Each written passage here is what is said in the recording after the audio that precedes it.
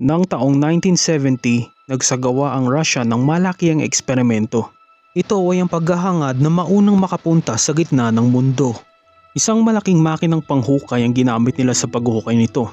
Umabot ang lalim hanggang 14.4 kilometers.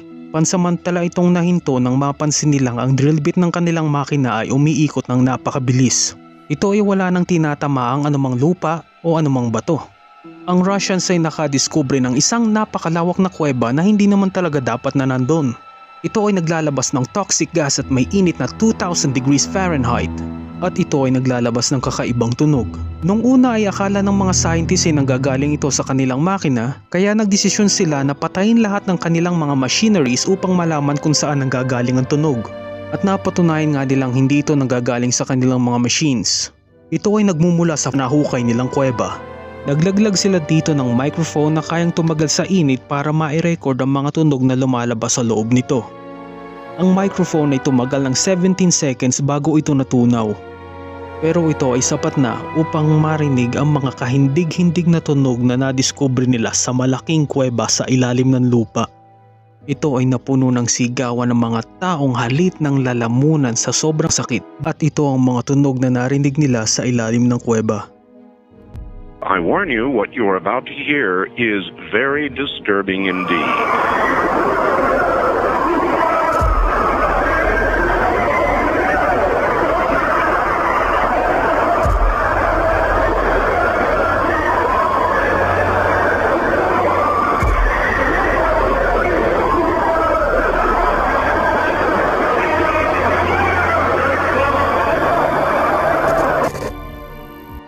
Matthew chapter 7 verse 13 to 14.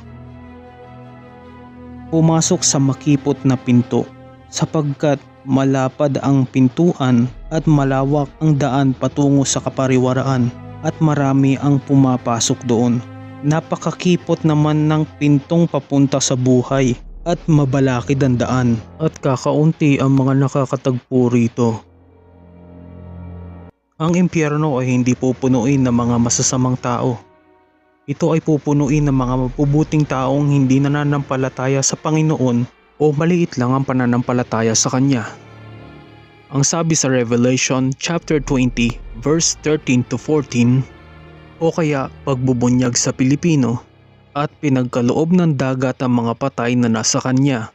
At pinagkaloob din ng kamatayan at ng lugar ng mga patay ang mga patay na nasa kanila at hinatulan sila, bawat isa ayon sa kanilang mga gawa. At ihinagis sa lawa ng apoy ang kamatayan at ang lugar ng mga patay. Ito ang ikalawang kamatayan.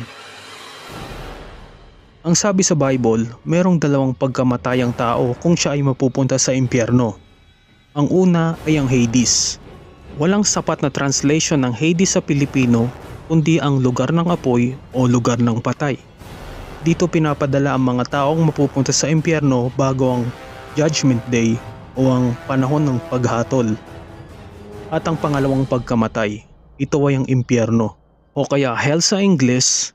Dito ay mas matinding parusa ang dadanasin ng mga taong hindi naniniwala kay Jesus.